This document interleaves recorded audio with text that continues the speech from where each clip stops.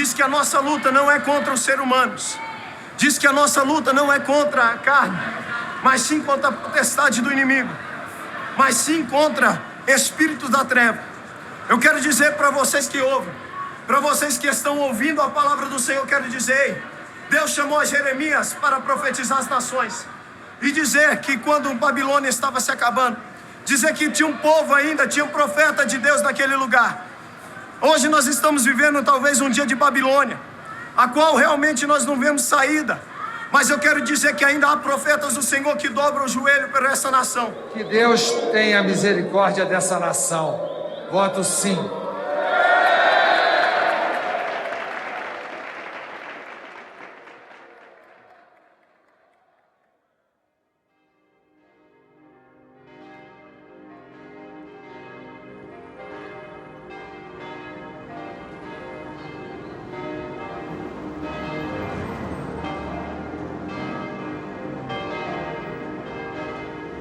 Puxa vida, esse dia vai estar na história, né? Daqui a 50 anos vai estar nos livros de história esse dia.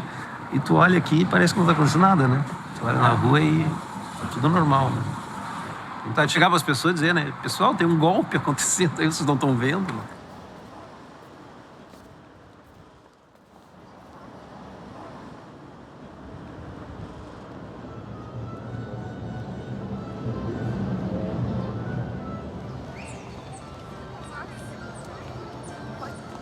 Jeremias tem que 2. Bom, eu acho que aconteceu um golpe no Brasil.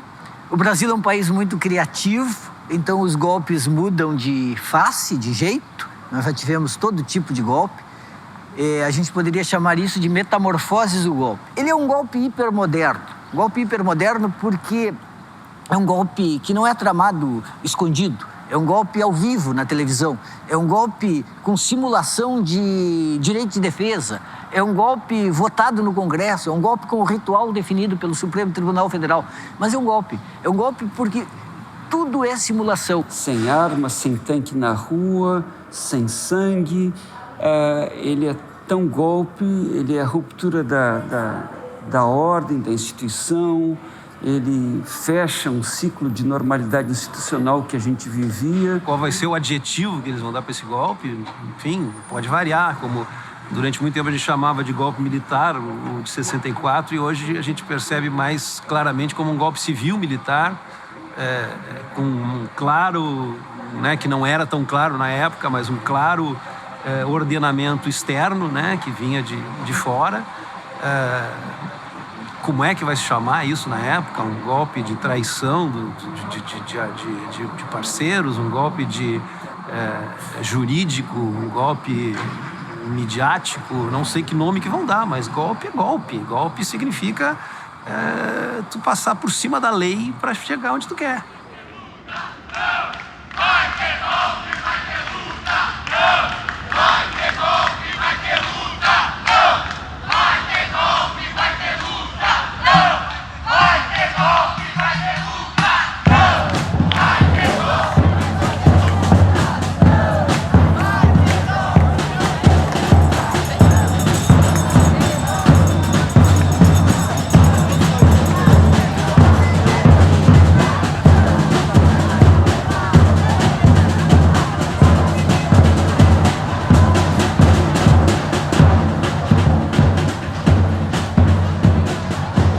A oposição no Brasil estava saturada de perder a eleição para o PT. 4 eleições é muito, muito tempo, dá desgaste e dá desespero. Ela esperava uma situação favorável, ela esperava uma possibilidade, um pretexto. O PT cometeu muitos erros. A corrupção, ela de fato existe. Ela é decorrente do sistema político-eleitoral brasileiro, mas de toda maneira é uma escolha. Para acabar com a corrupção, é preciso que a justiça investigue a fundo. O Brasil precisa saber definitivamente quem roubou, quem mandou roubar. O que tá bom vai continuar. O que não tá, a gente vai melhorar. O que tá bom vai continuar. O que não tá, a gente vai melhorar. Um coração valente.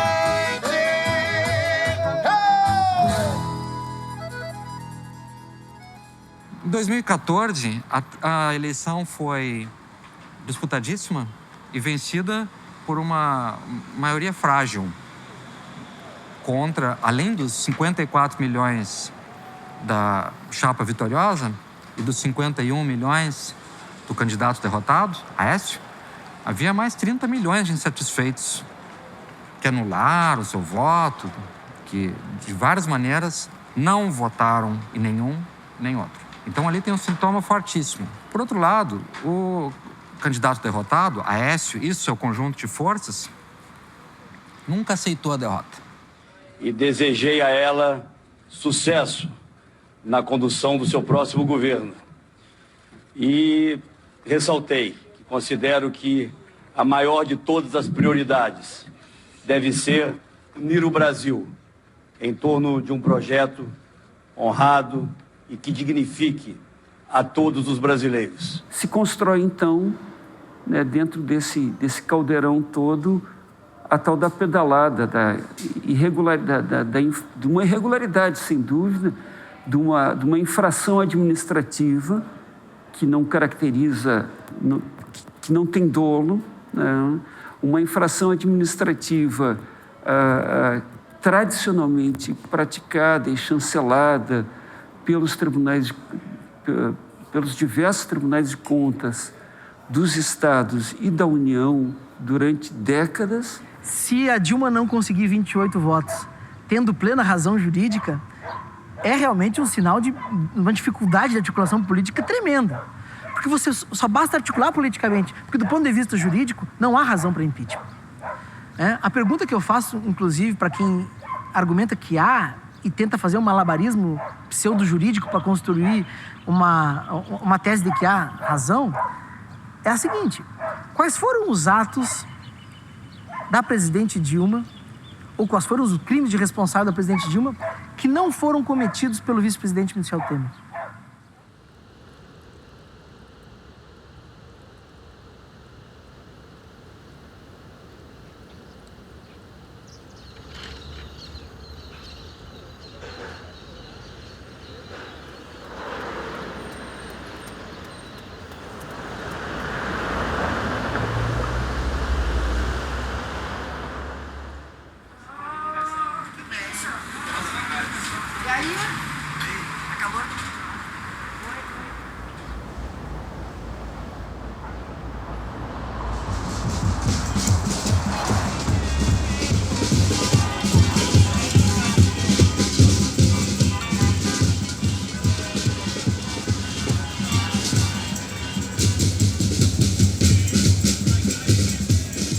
Eu considero que o Brasil não é um país democrático, é um país que vive de pequenos intervalos democráticos.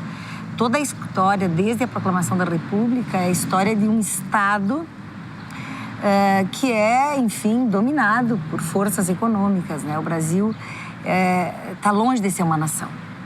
É um lugar onde se fazem grandes negócios. O que significa, na verdade, a permanência e a manutenção da democracia brasileira, né? Ela é, na verdade, a desconstrução de privilégios que a elite construiu ao longo desses 500 anos no Brasil e que nos últimos 13 anos tiveram transformações profundas. Teve um momento significativo da minha vida em Brasília quando se faz a lei das empregadas domésticas, né, de construir direitos que esse setor de trabalhadores e trabalhadoras ainda não tinham. E o que se vai ouvir das pessoas, né? Você vai ouvir das pessoas, eu não sei como é que isso foi em Porto Alegre, mas imagino que tenha se reproduzido no país inteiro, a lamúria de que, bom, agora até estas pessoas têm direito a isso, porque a sociedade brasileira é uma sociedade que não conseguiu romper simbolicamente com a estrutura escravocrata. Do ponto de vista do racismo, que daí não é preconceito, que são coisas um pouco diferentes também, porque na enfermagem, assim, de sentir que as pessoas ainda não acreditam que aquele seja o lugar de uma pessoa negra. Então, quando a gente tem essa coisa, né, de qual é o teu lugar referente à tua cor, né, isso é racismo. Já não é só preconceito, né?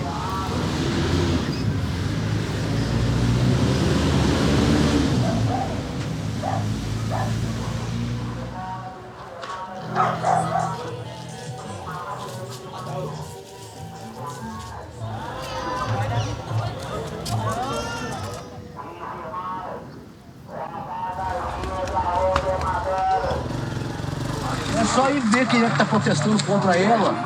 É só os burgueses. Isso aí, Isso aí. Vai lá ver quem é que tá protestando contra o impeachment. É o sem terra, é o pessoal das periferias, o pessoal dos movimentos sociais. Uma briga de quadrilha que tá acontecendo. Então não adianta trocar 6 por meia dúzia. Né? Eu não concordo com a política do PT também, não. Entendeu como? Com essa política econômica deles, não. Mas eu sei que eles estão mais voltados para a questão social do que o restante dos que se dizem representantes do povo. A questão do pré-sal, por exemplo, que o Lula botou o regime de partilha. Quer dizer, quem acha petróleo tem que dividir com o país. Claro, evidentemente, como que não? O petróleo é nosso. E o regime que eles querem estabelecer, que é o de concessão. Quem explora o petróleo é dono do petróleo, só paga os impostos. E depois devolvem os impostos, se a empresa tiver um prejuízo. Então não é aceitável isso aí. Principalmente porque é um ano de eleição. Quando o cidadão vai lá, porque a urna, cara, é nossa guilhotina hoje, né? Olha, cortar a cabeça na hora de votar. Tu vai lá e corta as cabeças. Tem as fichas limpas, a ficha suja. Derruba esse governo! O Lula cachaceiro! Devolve meu dinheiro!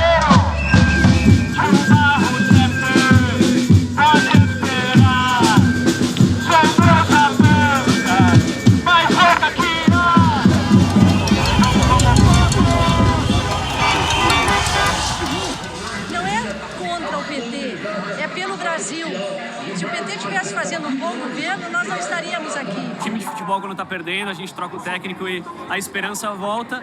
E a economia que move o país, a gente sabe que ela é emocional.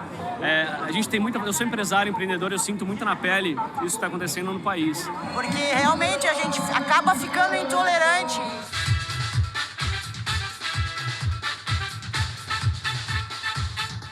Brazil. That's the country hosting the Olympic Games this year, right? So nice. But let me tell you, not everything is bright and sunny over there right now. This is no carnival. It's a protest. In fact, one of many. Brazil is going through its worst recession in decades, and now President Dilma Rousseff is facing an impeachment process in Congress. She could be out of office by the time the games start. So what's going wrong? A gente que fala em impostos, tu pode imaginar que quem está lá numa pequena empresa contribuindo com todos os impostos sem sonegar nada, tu enxergar esse monte de cargo comissionado nos órgãos públicos de gente que não produz nada, isso traz uma revolta. Olha, pela Constituição deve assumir o vice-presidente. Embora eu acho que nenhum deles vá sanar todos os problemas que a gente tem. Isso aí ainda vai demorar algum tempo. Eu espero que realmente ela seja impedida e que alguma coisa aconteça para o bem dos brasileiros, que nós tenhamos pelo menos um pouco de esperança de um país melhor.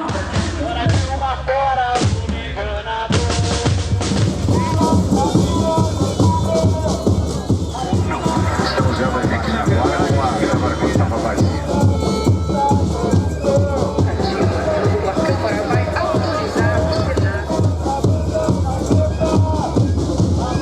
Sabe que o impeachment ele está na Constituição, tem que existir uma razão real, né, para a gente estar pedindo impeachment, e a gente está falando da responsabilidade da Dilma como líder. O principal motivo do impeachment são as pedaladas fiscais, né?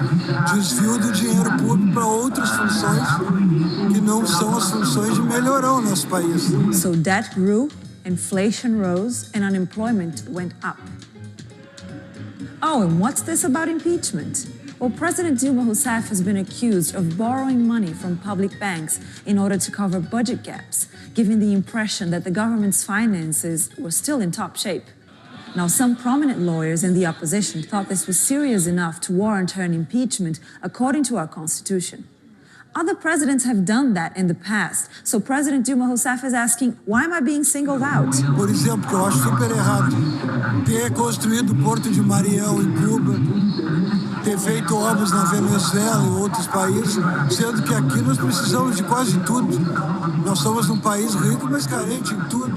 Então não há razão para fazer isso. Que este Brasil que nós estamos vendo não é mais dos brasileiros. Nos tiraram até isso. E a gente sabe que o socialismo em si, ele não tende a ser ruim se você aplica para o lado bom, se é para desenvolver, tirar uma pessoa, ajudar ela a sair de baixo para conduzir ela para uma evolução, para um salto, né? A partir do momento que você teve 13 anos de um governo socialista, que agora que você acaba o dinheiro, né? E aquelas pessoas voltam para onde estavam, você viu que não teve eficiência no plano. Como cidadão que trabalho todos os dias, eu sou a favor do impeachment. Eu também. Eu acho que o primeiro passo da mudança é a queda da presidente, porque ela é o espelho para o resto de todo o parlamento. E se tu não tem uma presidente que tenha uma autoridade firme sobre uma nação, o que tu vai esperar dos menores, entendeu? Eu acho que ela saindo, eu acho que já é um grande passo para a mudança.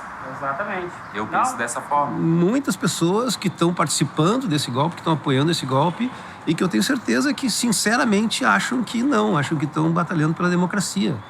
Isso é uma coisa muito assustadora, né?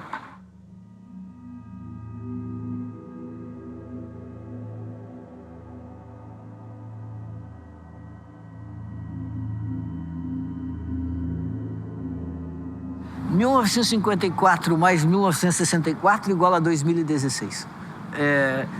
São golpes interligados, são golpes da mídia, são golpes da classe média, são golpes de inconformidade com setores de centro-esquerda. O Getúlio, de 51 a 54, fez um governo de centro-esquerda, o Jango também. São golpes que têm a ver com reformas de interesse popular e são golpes também que mexem profundamente com uma certa noção de domínio da coisa pública. Quando o Vargas ele chega no poder, no último governo dele, que vai se encerrar de maneira trágica em 54, ele vai fazer uma proposta, então, de uma modernização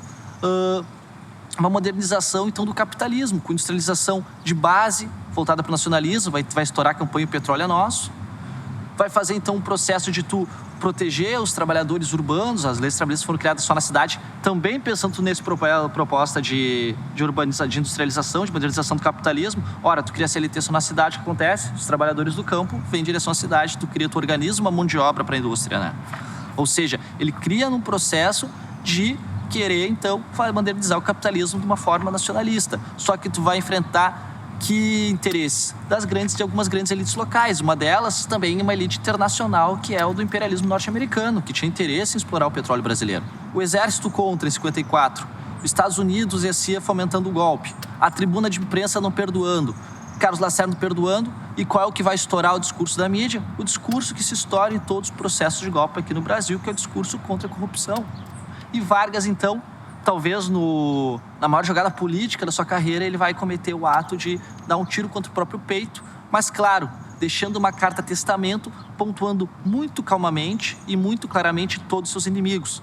Aquele ato político do Vargas adia por 10 anos o golpe, que vai ser dado no seu afiliado político no Jango, também gaúcho aqui como Vargas. Aí então, o trabalhador e a sua família sofrida, irá trabalhar para ele, porque até aqui ele trabalha para os donos da terra que ele aluga, ou para os donos da terra que ele entrega sua produção.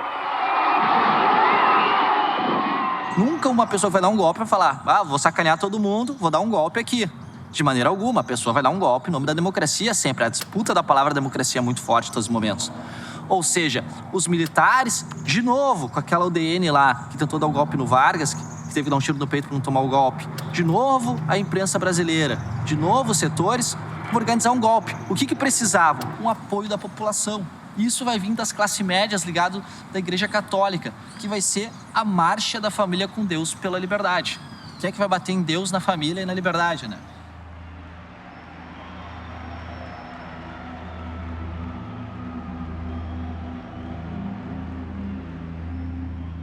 It's South America's biggest economy. It's the continent's most powerful country, one that thought It was rid of a history of violent military coups. Eu, naquela época, estava recém-formado em Direito.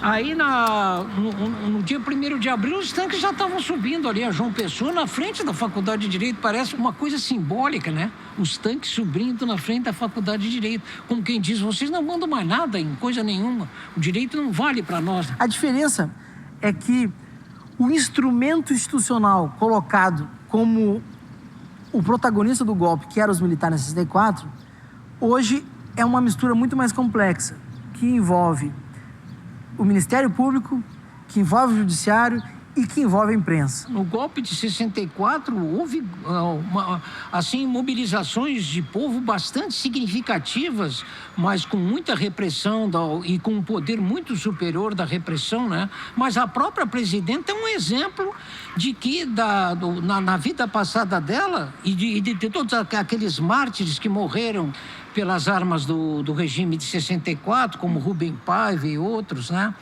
Marighella, toda aquela gente, as prisões dos frades dominicanos, como Frei Beto, Frei Tito, que chegou a se suicidar por vítima da repressão, né?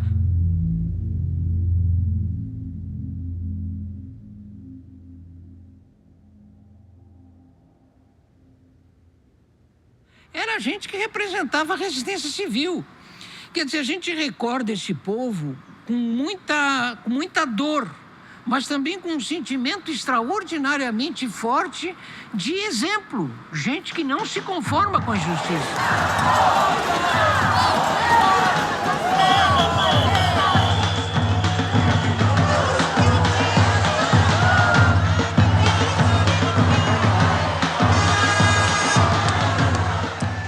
Daqui minutos vão contar os votos dos golpistas e eu espero que o número de votos não seja o suficiente para tirar o projeto do PT do poder. Não está sendo feito de forma legal o impeachment? Talvez sim, mas eu não vou defender esse impeachment, porque eu não quero o Michel Temer de presidente, nem o Cunha de vice. Eu não quero que essa corte que está no política aí há muito tempo, né? É uma galera rastejante que vai ficando, se entranhando no poder há um tempão. Como é que eu vou apoiar isso? A história nos prova que a construção da democracia ela é permanente. Por isto, nós estamos em praça pública. Hoje é um congresso conservador que se reuniu para dar um golpe e tenta democratizar esse golpe, dizendo, através da grande mídia, que é mais um processo democrático. Hoje o processo não é democrático, né? A única parte desse processo que é democrático é o povo na rua. Não foi eleito democrático também. Mas você também não está fazendo nada. Claro, tem bastante coisa, tem muita coisa errada, eu concordo, muita coisa errada, mas tem muita coisa boa acontecendo. Porque a gente não pode dar um golpe assim. Não, tem que dar um golpe. Não pode. So far, no charges have been leveled against President Rousseff, but many believe she should be held responsible since she's been in power this whole time. But 3 politicians who could succeed her, former allies and now against her, have been implicated or charged in corruption scandals. Looking good, right?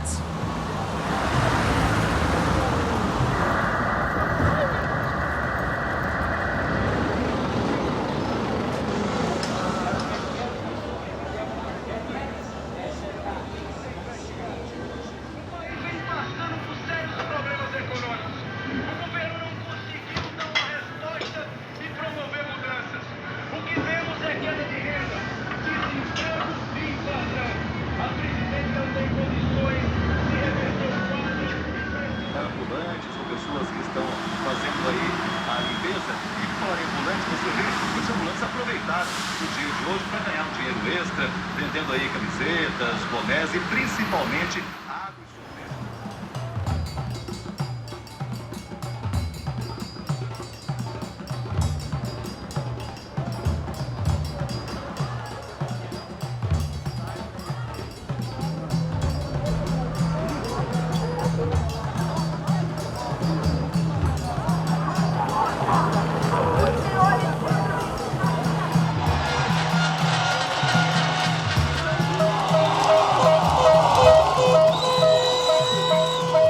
a Dilma, juntamente com o PT, que eles atrapalharam, acabaram com o nosso país.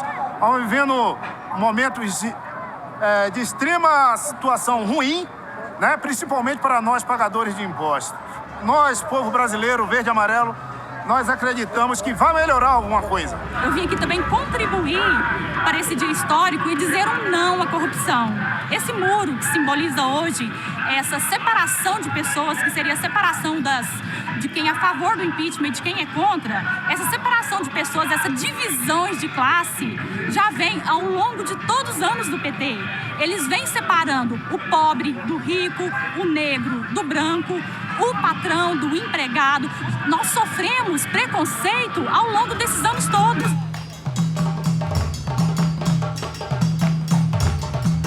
Esse muro, essa divisão é para evitar uma chacina. O PT e seus partidos aliados, eles estão aqui com os sindicatos, com manifestações sociais, movimentos sociais, e nós sabemos que eles estão armados. Há tanto tempo que a sociedade vem se evoluindo e até hoje precisa de colocar muro para talvez fazer a votação do impeachment, sendo que cada um deveria respeitar o outro.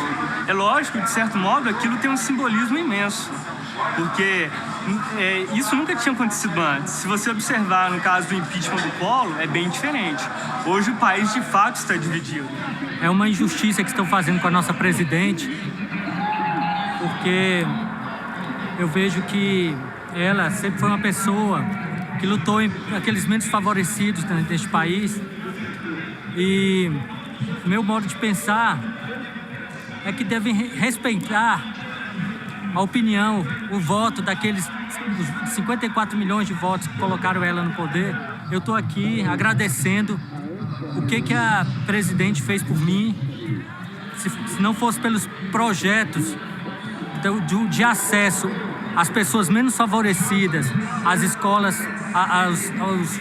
aos centros universitários, nós jamais teríamos os nossos engenheiros, médicos, dentistas. Não vai ter golpe!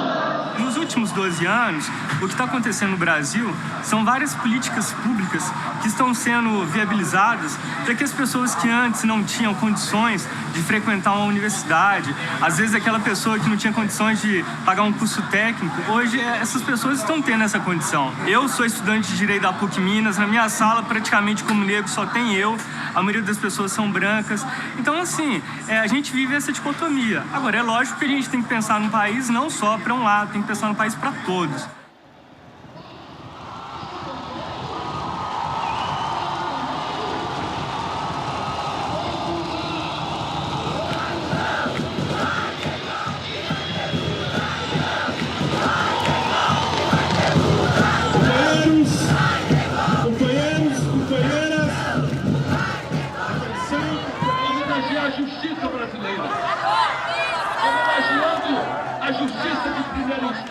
A grande teoria do Fernando Henrique, o que deu projeção internacional para o Fernando Henrique, e fez ele ser reconhecido como grande sociólogo brasileiro, foi a teoria da dependência associada.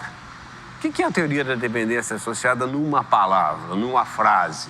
Entende? É você admitir que é possível, sim, ter um desenvolvimento econômico nas nações atrasadas, nas nações subdesenvolvidas, como se dizia nos anos 60, as nações periféricas, como se passou a falar a partir daquele momento, mas sob que condição? De que ela seja dependente do grande capital internacional. Nós acreditávamos, nós lemos errado a análise do Fernando Henrique. Nós, eu estou dizendo sociólogos, cientistas políticos, em qual eu me incluo, a gente acreditava que a análise do Fernando Henrique era que era possível romper isso. Não era, ele não tinha essa percepção, pelo contrário. O governo dele, os dois governos do Fernando Henrique, são a admissão explícita e efetiva dessa política de submissão. Se vendeu todo o patrimônio nacional, não se vendeu a Petrobras naquele momento, talvez se venda agora, porque houve uma forte pressão popular para impedir isso. Não se acabou com o Banco do Brasil porque houve uma forte pressão popular. No FHC, a gente foi entre os 3 primeiros países do mundo com maior desigualdade social, existindo a África, o Sudeste da Ásia, a América Central. No FHC, tu fala questão de desemprego, tu ligava o Jornal Nacional, tu via que tinha filas de desemprego em volta da quadra, que é um pouco mais velho, lembra daquilo. tu via que a universidade pública, a única vantagem de estudar na universidade pública na época do FHC era que era de graça. Porque daí tu via também reportagem de um monte de cadeira empilhada nas salas de aula, escateamento das universidades públicas. Não se criou uma universidade pública no governo do FHC. No Palácio do Planalto, uma cena que o país esperou por 40 anos. Um presidente eleito pelo povo passa a faixa a um sucessor eleito pelo povo. Depois de 8 anos na presidência, Fernando Henrique Cardoso diz que quase chorou de emoção ao passar o cargo a Lula. Por isso, defini, entre as prioridades de meu governo, o Programa de Segurança Alimentar, que leva o nome de Fome Zero.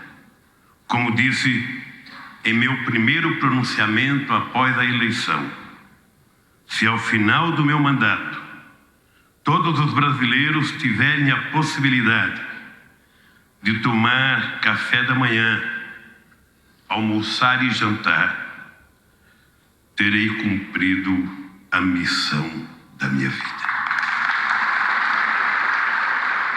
Então, como governar num sistema em que se chega ao poder maior, o executivo, mas não se tem maioria no parlamento? Esse é o problema. Como é que se faz? Não tendo maioria no parlamento, tem que obter maioria no parlamento. Como é que se faz? Com as alianças pós-eleitorais.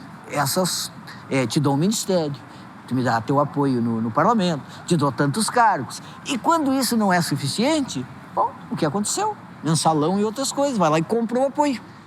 Tem muita gente que diz, não, porque o PT, o Lula tinha que ter radicalizado a esquerda, não tinha que ter feito as alianças que ele fez. Bom, o fato é que se ele não tivesse feito as alianças que fez, ele não governaria, né, talvez um ano. Tá? Quer dizer, isso que está acontecendo agora teria acontecido anteriormente. Eu não quero saber se o João Castelo é do PSDB, eu não quero saber se o outro é do PSL, eu não quero saber se é do PT. Eu quero saber se o povo está na merda e eu quero tirar o povo da merda que ele ficou. Eu quero aqui fazer justiça ao comportamento do senador Collor e do senador Renan, que tem dado uma sustentação muito grande aos trabalhos do governo no Senado. Eu acho que talvez a gente não tenha nenhum presidente da República que possa efetivamente dizer que a sua grande promessa foi cumprida. Né? O Brasil, pela primeira vez, saiu do mapa da fome. Né? E durante esse período, a gente realmente teve, né, uma grande mobilidade, uma grande ascensão social. As famílias brasileiras não tinham condições nenhuma de se desenvolver. Né? Uma hora tu está no emprego, pai de 5 filhos, né? Quando a tua companheira também estivesse trabalhando, porque era muito difícil 2 pessoas estarem trabalhando na mesma casa naquele período. E tu criar, né, e tu ter um projeto de desenvolvimento da tua família com uma instabilidade no emprego é muito difícil, né? É impossível tu conseguir desenvolver a tua vida através disso. Então a nossa vida, a minha vida, a vida do meu pai começou a desenvolver a partir dos anos 2000. Meu pai teve condições de comprar a primeira casa quando eu tinha 13 anos de idade, já em 2008, né? Quando ele conseguiu ter condições de juntar dinheiro. Quando a gente fala que nunca antes na história do Brasil, muita gente fica incomodada quando eu falo isso, muita gente fala, o Lula está descobrindo o Brasil. Não estou descobrindo. Nós apenas estamos fazendo o que os outros não fizeram. E quando os outros não fizeram o que a gente fez, a gente diz nunca antes na história do Brasil. E é correto, sim, que pela primeira vez na história desse país se demonstrou na prática que é possível crescer distribuindo renda. Tá? Quer dizer, do penúltimo país, de baixo para cima, na concentração de renda, nós passamos para ser o 14º. Né? Também de baixo para cima. É horrível, mas é uma melhora significativa. 40 milhões de pessoas ascenderam socialmente durante esse período. Tá? Isso é quase a população da França hoje. O que eu vi chegar na universidade foi uma coisa fantástica. Foram pessoas que nunca teriam tido acesso àquilo. Então, por exemplo, eu tinha uma aluna que ela era auxiliar de enfermagem no Hospital de Osório, né? Então, assim, ela levantava às 5 da manhã todo dia, quando ela saía do plantão e quando ela não saía para chegar lá às 8, e ela nunca se atrasou. Então, assim, mas ela nunca vai exercer a profissão de advogado. Não sei. Mas ela nunca vai... Não sei, mas ela vai querer que o seu filho faça um curso superior, porque ela teve essa experiência. Sou enfermeira há 5 anos, ou seja, me formei com 22. Eu estudei na Universidade de Santa Cruz do Sul e entrei como cotista do ProUni. E graças ao ProUni eu consegui fazer, dentro dos 5 anos, a faculdade de enfermagem e logo estar no mercado de trabalho. Em relação à minha família, eu sou a primeira pessoa a acessar o ensino superior. Como mulher, como negra, eu tenho muito orgulho disso, assim. E vejo que isso também produz frutos. Eu tenho irmãos mais novos, né? Hoje eu tenho mais um irmão que está na universidade, que está acessando o ensino superior. E a gente vê o quanto que é importante. Quando tu chega lá, tu mostra que é possível. Há coisas na universidade que eu pensei que não fosse voltar a ver, né? A articulação em torno dessas bandeiras libertárias, a mobilização e a movimentação, debates.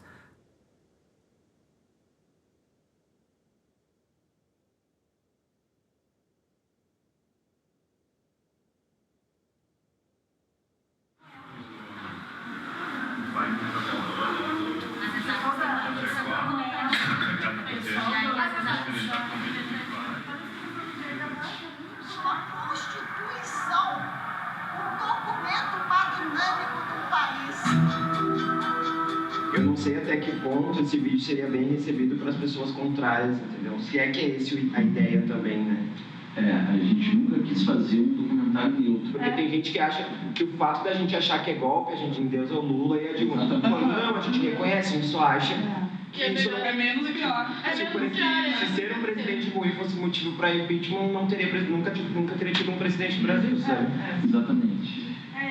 Então acho que isso foi muito válido de colocar colocar os pontos onde que o governo errou.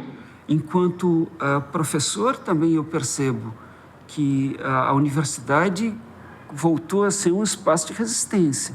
O que nós estamos vivendo é a primeira geração de filhos de pessoas pobres e muito pobres que chegaram nas universidades. E isso produz um movimento. Isso não vai ficar assim.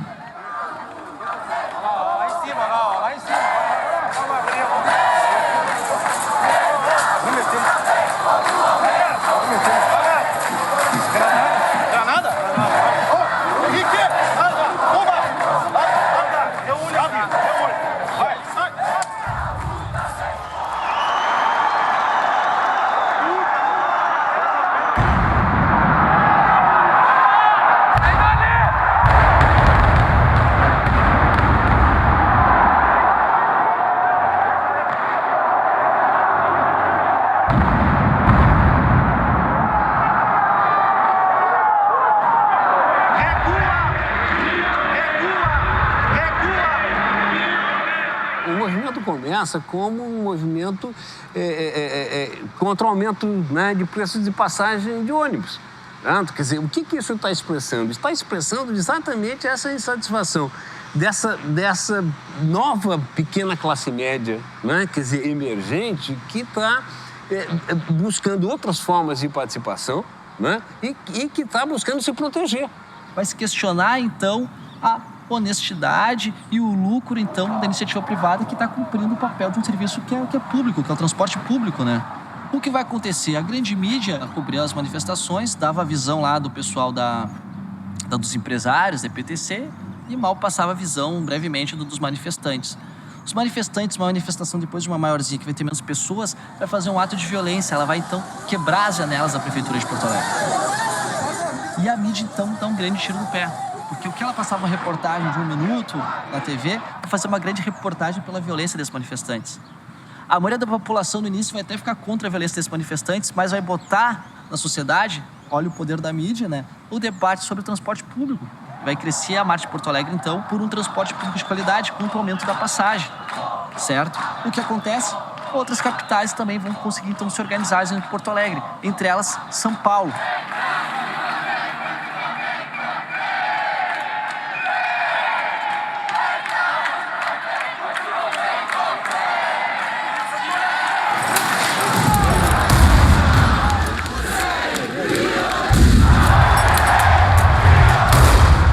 Então fazer uma marcha e São Paulo vai dar o grande estopim, porque em São Paulo a Brigada Militar vai reagir de maneira muito violenta, então, sobre os manifestantes. E daí isso estoura o estopim pelo mundo em 2013. Até então, a grande mídia, a Rede Globo, a Band, ela condenava essas manifestações. Esses caras vivem no passado de uma ilusão. Eles são a caricatura violenta da caricatura de um socialismo dos anos 50 que a velha esquerda ainda defende aqui. Realmente, esses revoltosos de classe média não valem nem 20 centavos.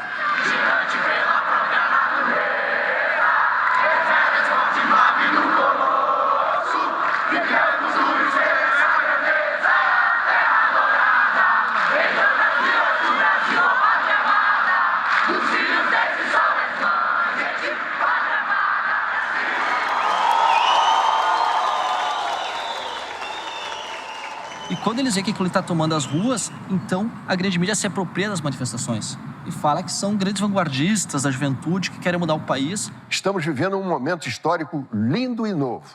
Os jovens terão nos dado uma lição. E o que transforma aquela manifestação de 2013? Ela começa a tomar a cara da Marcha da Família com Deus pela Liberdade.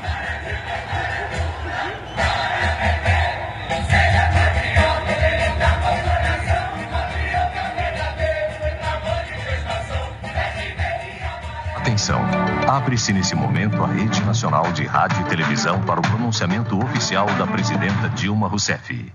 Minhas amigas e meus amigos, todos nós, brasileiras e brasileiros, estamos acompanhando com muita atenção as manifestações que ocorrem no país. Elas mostram a força de nossa democracia e o desejo da juventude de fazer o Brasil avançar. Se aproveitarmos bem o impulso dessa nova energia política, poderemos fazer melhor e mais rápido muita coisa que o Brasil ainda não conseguiu realizar por causa de limitações políticas e econômicas. Não é contra tudo e contra todos, tanto que era contra o PT, era para tirar o governo do PT. A classe média, apavorada com a corrupção, fustigada pela mídia, manipulada pela oposição. É a classe média na rua, não tem mais o caráter libertário.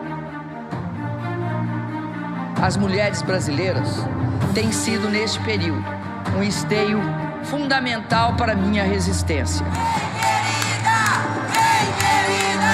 Me cobriram de flores e me protegeram com sua solidariedade. Parceiras incansáveis de uma batalha em que a misoginia e o preconceito mostraram suas garras. Bravas mulheres brasileiras que tenho a honra e o dever de representar como primeira mulher presidenta da República. Essa falsa construção, né, de que eles têm a verdade, de que a verdade é dita para as pessoas. Toda vez que a pessoa senta na frente do Jornal do Almoço, do Jornal Nacional, ela ouve a verdade. Isso produz uma distorção sobre a realidade, porque, na verdade, a verdade que está sendo posta é o ponto de vista do dono daquela empresa com seus interesses, né? Porque a única maneira de saber o que está acontecendo no Brasil é lendo a imprensa estrangeira. É lendo o New York Times, o Le Monde, o Libération, o The Guardian da Inglaterra. Qualquer jornal estrangeiro está cobrindo melhor do que a imprensa de Rio e São Paulo. Eles estão cobrindo com mais distanciamento, com mais profundidade, com mais clareza. Eles estão dizendo a verdade. So what happens next? Well, whoever wins this political dispute will still have to deal with a big economic crisis, a divided population, and a Congress that behaves like this. Lula ajude os vagabundos do PT. So right now, it seems like things in Brazil will get at least a little worse before they get better. Nos jornais, o tom crítico prevaleceu.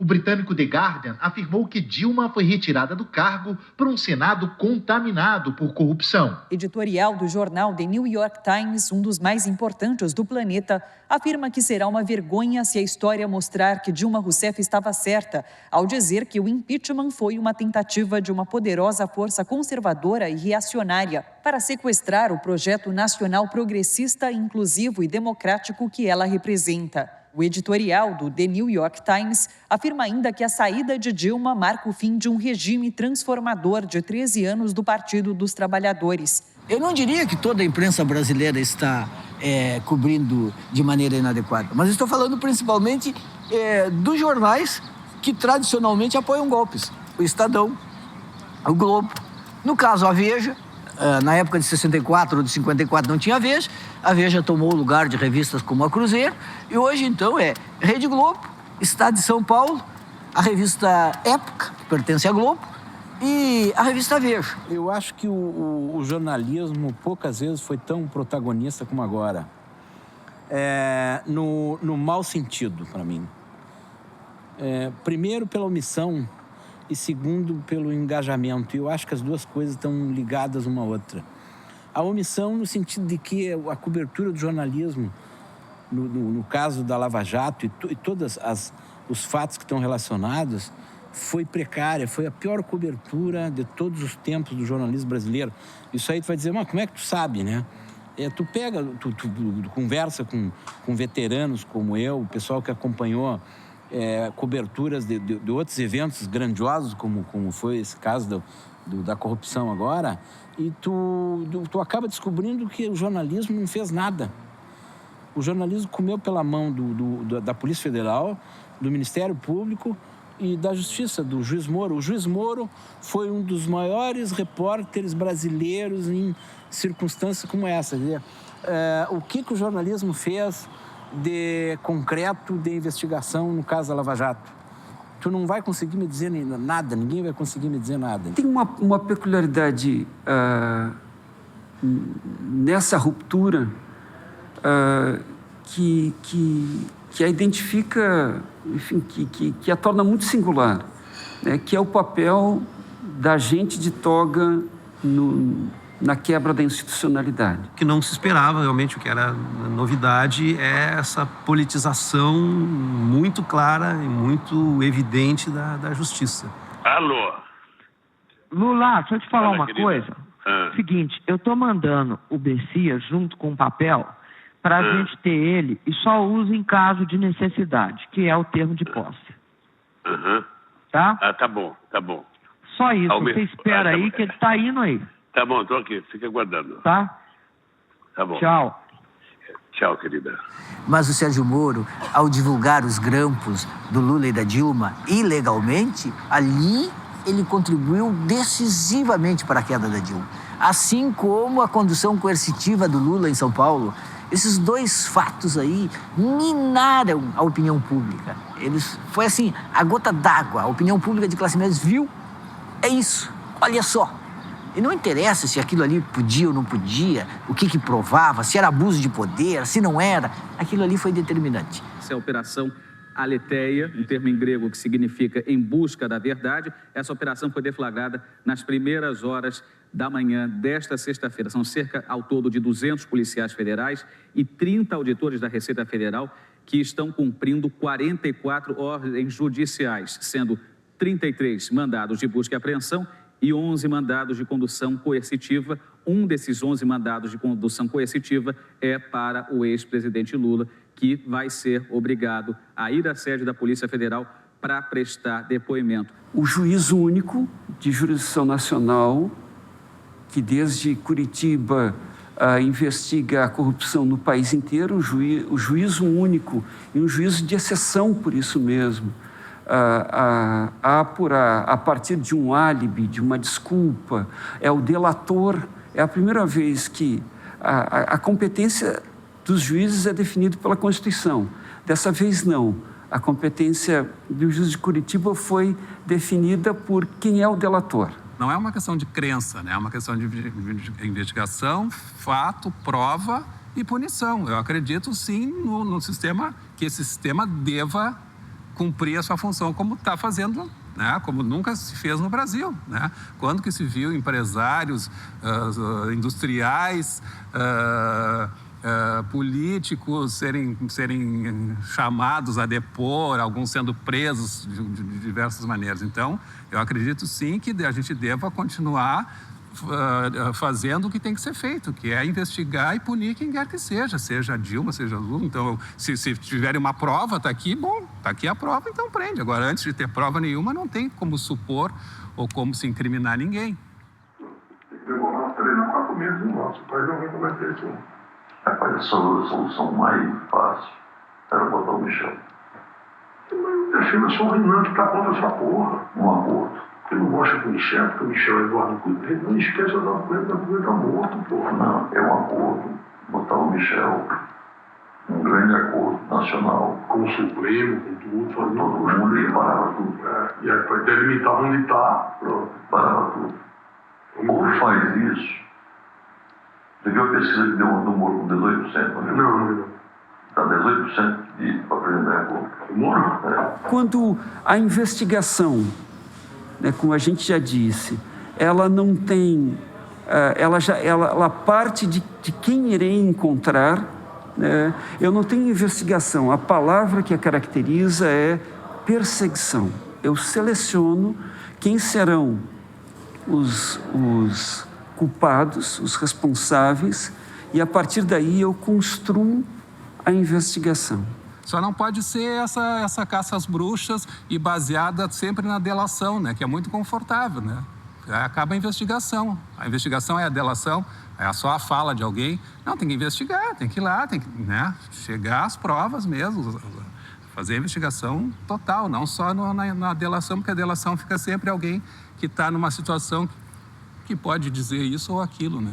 Então, a delação é um dos elementos da investigação, né? Mas não pode reduzir toda a investigação à delação e fazer o uso também da delação para a delação virar manchete e, de repente, o que está sendo investigado vira já um suposto processo final. Nós estamos vivendo uma fase de transição. Esse é o primeiro golpe brasileiro da era das redes sociais.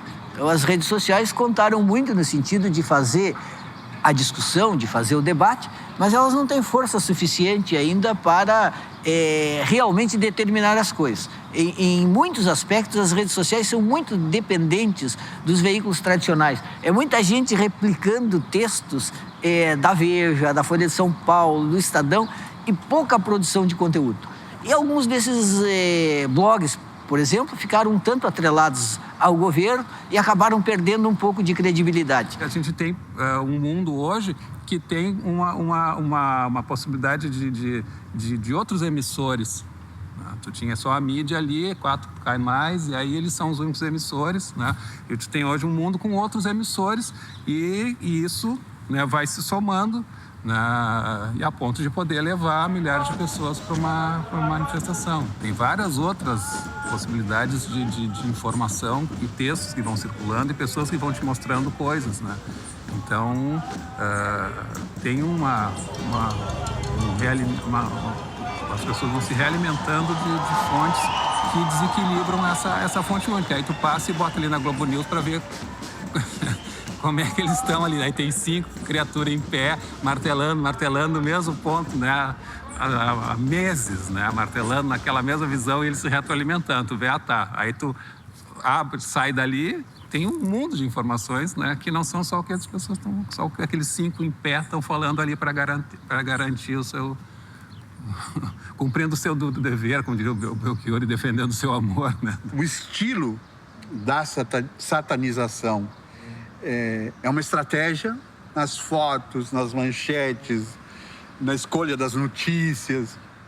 E, evidentemente, todo o teor de matérias e comentários com a parcialidade de quem sabe qual o alvo e de como atingi-lo.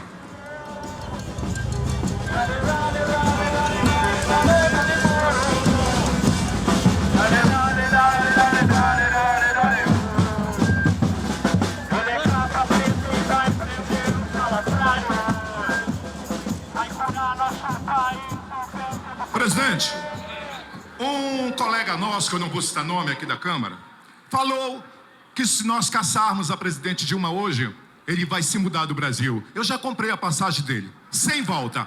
Sai daqui porque nós vamos caçar o Brasil em nome do Pará. Minha mãe nega Lucimar, meu sul e sudeste do Pará, meu Tapajós amado, minha querida nordeste do Pará, toda a área metropolitana. Nós encaminhamos, em nome do Brasil, minha mãezinha, dos meus filhos, dos meus amigos do Solidariedade, esse povo querido que vota sim. Nós votamos sim. E quem vota sim, coloca a mão pra cima. Coloca a mão pra cima.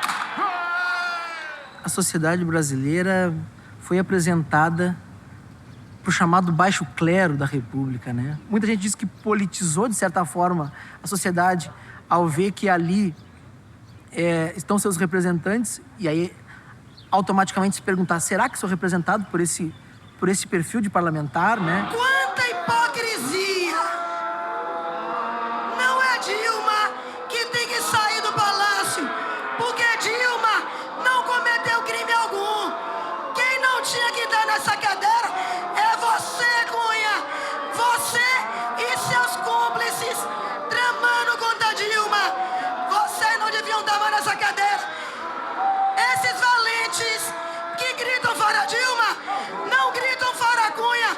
Por que será? Querem tirar Dilma pra salvar Cunha, pra se salvarem. Querem. Como vota, deputada? Tramam como Temer no esgoto do Jaburu. Tramou pra dar rasteira em Dilma. Vocês são os covardes. Covardes. Como vota, deputada? Pelos trabalhadoras que elegeram a primeira mulher presidenta da República. Pelo povo na rua. Como vota, deputada? Como vota, deputada? Quando os covardes pararem, eu falo. Se eles não falarem, eu vou ficar aqui. A senhora já teve tempo de falar, não? Covardes! Covardes! Como vota, deputada? Como vota, deputada? Meu voto Como vota, deputada? pela democracia. Como vota? Fica Dilma. Como vota? Não ao golpe. Covardes! Tu citou antes os erros da esquerda, né, no poder. Quais são os erros? Assim, os mais graves. Talvez uma certa ingenuidade de acreditar em alianças com pessoas e com setores muito retrógrados, né? Acreditar que estando, digamos, no centro do poder, o que não é a mesma coisa que estar no poder, mas estando no centro do poder, acreditar que podiam se articular com esses setores e as traições, né, e as movimentações que aconteceram, as manhas e artimanhas, como disse a Dilma, foram muito claras de onde vieram, né, foram dos parceiros esses de oportunidade que deixaram de ser parceiros assim que se deram conta que podiam passar a perna. Essa talvez tenha sido, né, o maior dos erros. Essa instituição chamada Câmara Federal dos Deputados, ela é branca, ela é velha, ela é masculina. Quando, na verdade, o Brasil, nós, mulheres, somos 50%, estamos ali. E na representação, não. Os negros, da mesma forma. Na representação, não. Então, ela representa o que exatamente? É uma democracia representativa que não representa o país. O nosso sistema eleitoral complexo e cheio de problemas permite que hoje apenas 36 dos 513 parlamentares tenham alcançado o número de votos sozinhos para estar lá, né? Os outros 440 e poucos estão lá fruto do coeficiente eleitoral e do modo de funcionamento da eleição proporcional, né? É um sistema estranho, o presidencialismo, por exemplo, de coalizão, pelo seguinte: tu eleges um presidente e tu não tens maioria para governar. Quanto realmente o PT tinha de apoio parlamentar próprio? 16%. Como nós não somos um país em que a oposição seja uma oposição responsável, a oposição não vai votar a favor de projetos do governo, mesmo que sejam bons para o país. Ela vai votar contra. Ela vai votar contra si mesma, como fez, simplesmente para desequilibrar o governo, porque seu projeto é unicamente de poder. Não é à toa que o povo apelidou a Câmara e o Senado das bancadas do boi, da bala e da Bíblia. E são bancadas que não estão lá representando o povo em geral. Interesses extraordinariamente corporativos e bem definidos. Em nome do meu filho Éder Mauro, filho de 4 anos, e do Rogério, que junto com minha esposa formamos a família no Brasil. Especialmente da minha esposa e da minha filha, que tem 20 anos. Aproveitando para homenagear o Ministério Público, a Polícia Federal, o juiz Sérgio Moro, pelos militares de 64, hoje e sempre, pelas polícias em nome de Deus e da família brasileira, é sim! Você vê aí uma confusão latente entre o público e o privado e uma negação da laicidade do Estado. Quando o motivo para votar é um motivo moral, quando as pessoas se mobilizam para votar pela limpeza, pela família, por Deus, a tendência é o Congresso ficar cada vez pior. E não tenho dúvida que esse Congresso atual é o pior Congresso desde a democracia, desde a democratização. Pela memória do coronel Carlos Alberto Brilhante Ustra, o pavor de Dilma Rousseff. Como vota, deputado? Pelo Exército de Caxias, Como pelas vota? nossas Forças Armadas, por um Brasil acima de tudo e por Deus acima de todos, o meu voto é sim!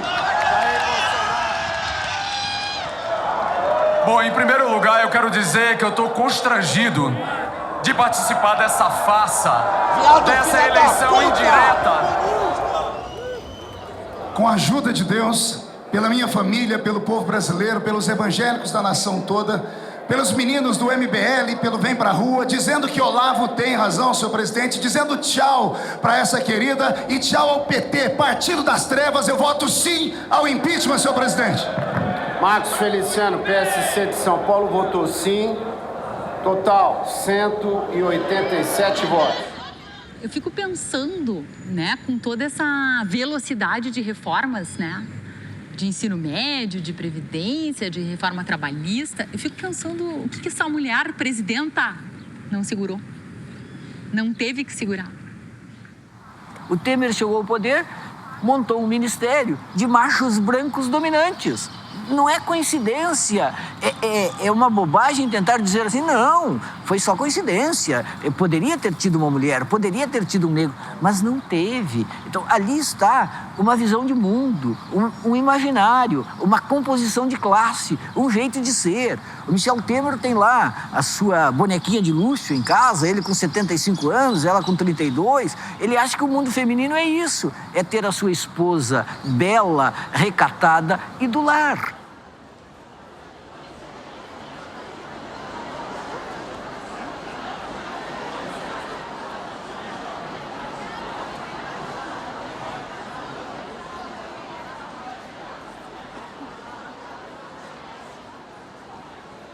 Essa nossa sociedade não consegue perceber o quanto ela tem que sair para fora do seu quadrado para perceber a necessidade do outro, que ainda é a maioria deste país. Que tristeza, porque eu já tive aqui em outros momentos, como no impeachment do Collor, nas manifestações de junho de 2013, na posse do Lula em 2003, na primeira vez quando ele foi eleito. E por mais que tivéssemos diferenças, a gente estava junto. E aqui não, sei lá. Eles montam um cenário que é de palhaçada, botando uma cerca como se nós fôssemos dois mundos. Não somos, não somos. Aquele mundo, para viver em paz, precisa que esse mundo esteja em paz. Enquanto esse mundo daqui, deste lado, estiver em conflito, estiver brigando por necessidades básicas, eles não vão ter tranquilidade.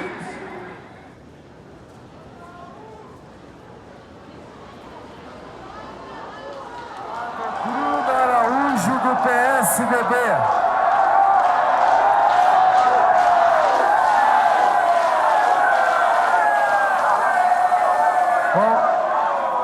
Por favor, vamos respeitar o voto. Por favor.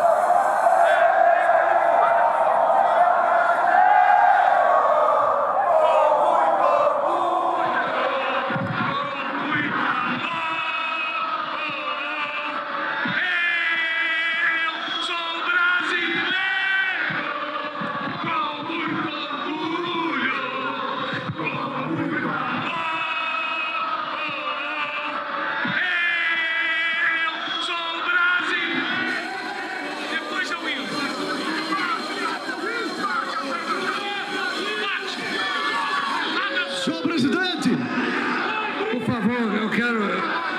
Quanta honra! Por favor.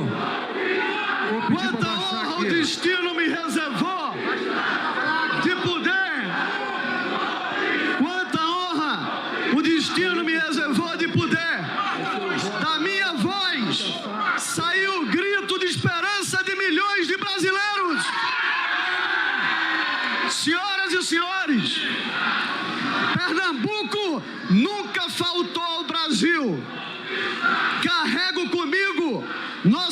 histórias de luta pela liberdade e pela democracia.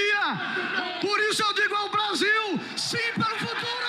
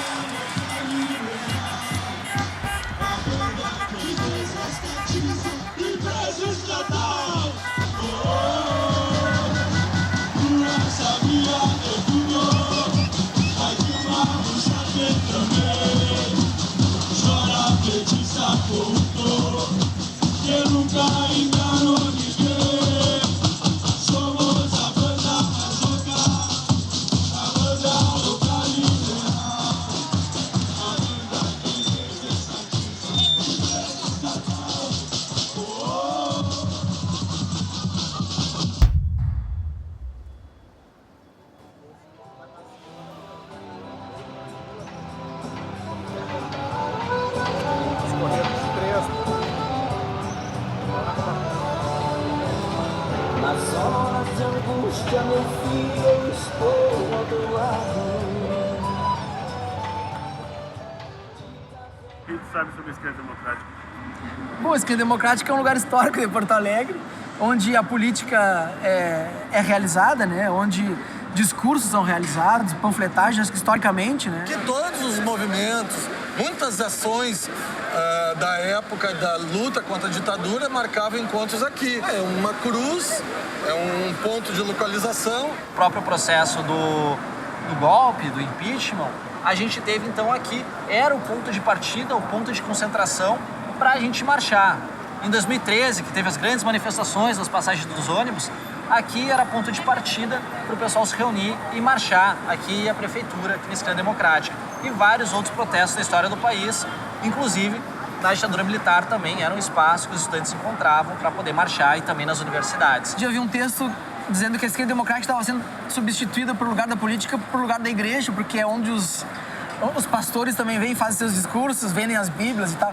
É um lugar do povo, né? Um lugar de comunhão de todas as intencionalidades. Isso que é a Esquerda Democrática, a gente poder se reunir a população, poder debater cidadania e poder se mobilizar.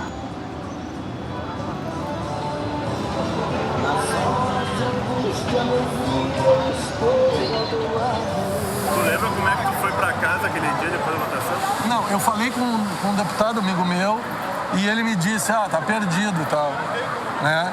Ainda faltavam uns votinhos, mas já... Aí eu peguei meus filhos, vamos embora. Aí fui embora pra casa. Fui embora, comprei uma cerveja e fui pra casa. Fiquei assistindo a derrota via TV golpista. Lembro que parou o país, né? Dava para se fazer um filme, inclusive, dizendo o primeiro domingo sem Faustão, né? A Globo transmitiu, acho que mais de 6 a 7 horas, com pouquíssimos intervalos, né? Lembro bem. O Brasil lembra bem, vai lembrar mais, acho ainda. A sociedade brasileira foi apresentada o chamado baixo clero da República. Né? Calma, gente, eu estou emocionado. Eu quero dizer, meu presidente querido, por todos os corretores de seguros do Brasil, pela mudança do Estatuto do Desarmamento. Ele disse que politizou, de certa forma, a sociedade ao ver que ali estão seus representantes, e aí automaticamente se perguntar, será que sou representado por esse perfil de parlamentar, né? Essa instituição chamada Câmara Federal dos Deputados, ela é branca, ela é velha, ela é masculina. Convido a todos para, ainda em posição de respeito, ouvirmos o compromisso constitucional. Convido o excelentíssimo senhor presidente Michel Temer a prestar compromisso constitucional. Prometo manter, defender e cumprir a Constituição, observar as leis, promover o bem geral do povo brasileiro, sustentar a união, a integridade e a independência do Brasil.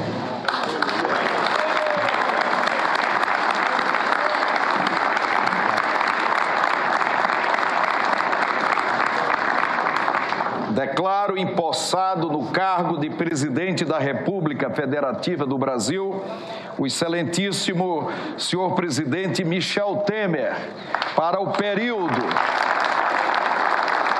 de 31 de agosto de 2016 a 31 de dezembro de 2018.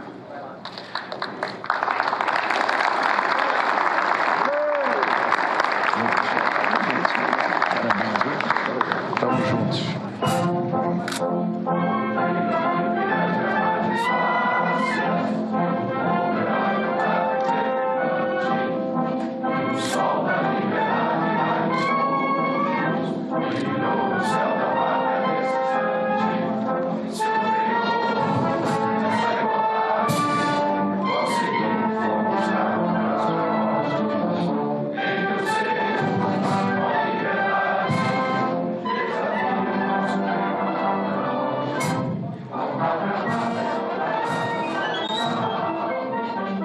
Nós podemos dizer que a maior jabuticaba do país, aquilo que só tem aqui, é essa possibilidade de um partido que nem concorre às eleições presidenciais ter 3 presidentes em 30 anos. Porque o PMDB abriu mão de concorrer. O PMDB não concorre à presidência da República, não precisa. Ele chega à presidência sem concorrer, sem o desgaste da urna. Aprovamos a lei que bota ordem nos gastos públicos pelos próximos 20 anos. E a lei que moraliza e dá transparência à administração das estatais. Estamos começando a reforma da Previdência para que sua sagrada aposentadoria esteja garantida agora e no futuro. Aprovamos na Câmara a reforma do ensino médio que estava parada havia anos. Mudamos a Constituição para mudar o Brasil. Tudo isso, volto a lembrar, em poucos meses. Tenho a perfeita consciência dos problemas do país e da missão que me foi dada. Os brasileiros pagam muitos impostos e pouco recebem em troca. Meu desafio é desburocratizar o Estado e melhorar a qualidade da administração pública. A verdade virá. O Brasil, repito, está no caminho certo. O próximo Natal será muito melhor que este. Quero encerrar esta minha mensagem prestando homenagem a um grande brasileiro que nos deixou recentemente, o cardeal Dom Paulo Evaristo Ardes. A esperança foi seu lema. A coragem, a sua marca. Coragem e sentimento de esperança não me faltarão. Chegaremos em 2018 preparados e fortes para avançar ainda mais. Peço a você que acredite no Brasil. Desejo um Feliz Natal, que o seu gesto de amizade e de fraternidade nesta noite se estenda por todo o ano novo. Vamos juntos reconstruir o nosso país. Muito obrigado a todos. Boa noite, Brasil. Governo Federal. Ordem e progresso. E se você me perguntar hoje se o que eu disse lá, que a política econômica ia mudar, que o conjunto de reforma está sendo apresentado fere a vontade popular, a gente está vivendo exatamente isso. Nu e cru. Estamos vivendo exatamente isso. Agora, essa classe média que assina a TV a cabo e que, digamos assim, acessa a opinião tal e qual dos economistas liberais ligados ao governo, ela acredita nisso. O personagem símbolo dessa época é a Jéssica, né? Do Que Horas Ela Volta. Tira ela daí! Jéssica, sai daí, ligeiro! Saia daí! Saia daí, Jéssica! Dá pra obedecer a sua mãe que ela tá falando com você? Sai dessa água! A Ana Mulaert andou falando sobre a situação do país alguns meses atrás, né? E eu acho a perspectiva dela muito interessante. A Jéssica entrou na piscina e a dona Bárbara está enlouquecida, fazendo todo o possível para tirar ela da piscina, mas ela não vai sair mais da piscina. Jéssica. Filha. Oi, mãe. Eu tô ligando para dar boa noite.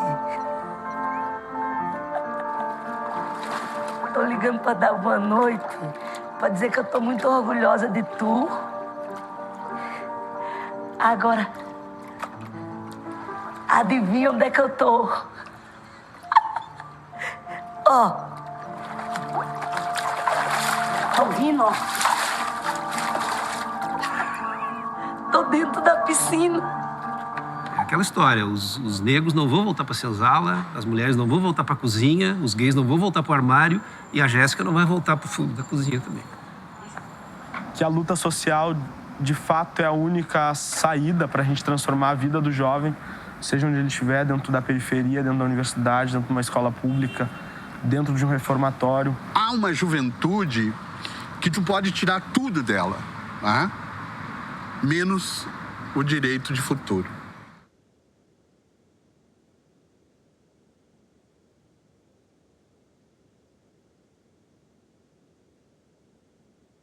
Deputado Vladimir Costa. Deputado Vladimir Costa, do Solidariedade do Pará, quero dizer, abaixo o Ibope, que é ridículo e mentiroso, abaixo a pesquisa do Datafolha, que mente com uma pesquisa... É um homem decente, preparado, honesto, transparente, e nós, da base do governo, vamos botar pra chorar hoje aqui com a vitória de Michel Temer! Vladimir Costa. Sim! Senhor presidente, quem tem visão política não tem visão míope, não enxerga apenas o momento e sim o futuro. Todos nós sabemos que a queda do presidente hoje seria a volta do PT e a volta da esquerda. Que as viúvas do PT chorem para lá. Digo sim ao relatório do nosso sábio relator. Deputado Marco Feliciano, sim, 131. Eu voto com o relatório do PSDB, senhor presidente. Ricardo Izar, sim, 132. Eu voto sim, porque eu acredito no crescimento do Brasil, na geração de emprego, de saúde e segurança. Sim, e nós possamos, senhor presidente, fazer essa transição para esses dias melhores que o Brasil merece, que o Brasil precisa. Precisamos votar com responsabilidade. O meu voto é sim com o relatório. Senhoras e senhores, há quase um ano eu disse deste plenário sim ao futuro. Hoje eu digo sim ao país. Bruno Araújo, votou sim, 247. Senhor presidente, contra esse discurso baixo e sujo do PT e da esquerda, que apoiou a corrupção durante 14 anos, eu voto pelo Brasil. Eu voto sim pelo relatório do PSDB e do deputado Paulo Abiaca. Sim, senhor presidente. Deputado Darcito Peronte. Pela honra, pela integridade do presidente Michel e contra a privilegiatura pública que enterra o país, sim, senhor presidente. Mauro Pereira. Senhor presidente, eu voto sim pela continuidade da economia, para que as coisas continuem melhorando, para que o Brasil entre nos trilhos de vez. E mais um motivo justo, eu não fico do lado de PT, PCdoB, Rede PC do Brasil. Fora PT, fora Lula, fora essa cambada que quebraram o Brasil. Todos os deputados do PSOL, PCdoB, votaram contra o impeachment da presidente Dilma. Eles não têm moral e são hipócritas, junto com o PT.